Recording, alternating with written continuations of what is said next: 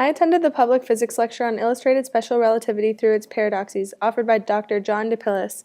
DePillis cleverly used humor to teach about the fusion of linear algebra, graphics, and reality. He began his lecture with an overview of linear algebra and spoke about 2x2 matrices, vector spaces, linear transformations, eigenvalues, and eigenvectors.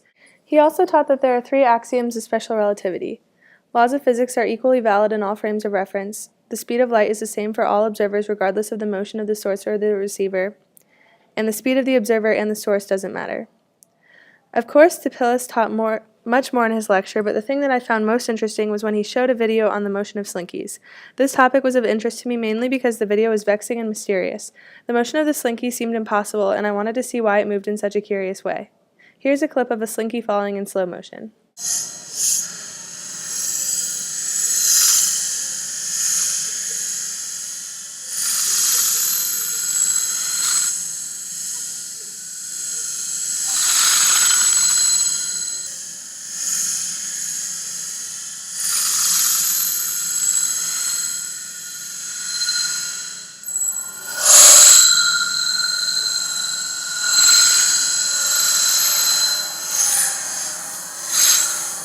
He taught that with the slinky there is gravity pulling the bottom end down and tensions pulling it up, and the two forces are equal and opposite, causing them to cancel out. There are some important principles that should be known to understand parts of relativity.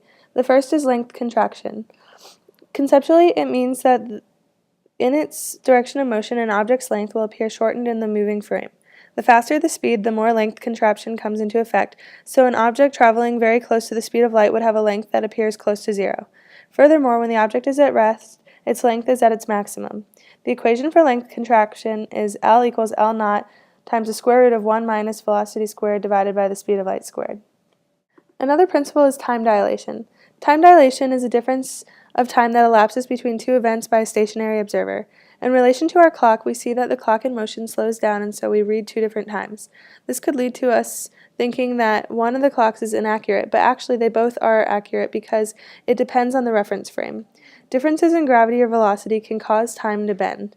The equation to find time dilation is t prime equals t over square root of 1 minus v squared over c squared. Next, there is the twin paradox. This paradox happens when there are 2 identical twins and one journeys to space in a high-speed rocket. Upon returning home, they find that the twin who stayed on Earth has aged more than the twin who went to space. There are a few possible explanations for this phenomenon. One twin has undergone acceleration and deceleration, or that the twin going into space is in separate inertial frames, and the frame switch causes the aging difference. The twin paradox was verified by atomic clocks in aircrafts and satellites, as well as by measuring time dilation of circulating particle beams in particle accelerators. Another aspect of relativity is the ladder paradox. This occurs when the ladder is moving at a high horizontal velocity through the garage.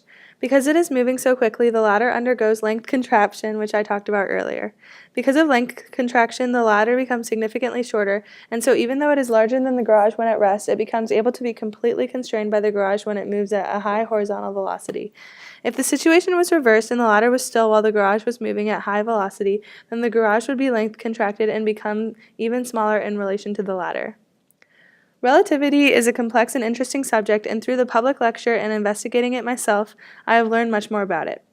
Thank you for watching.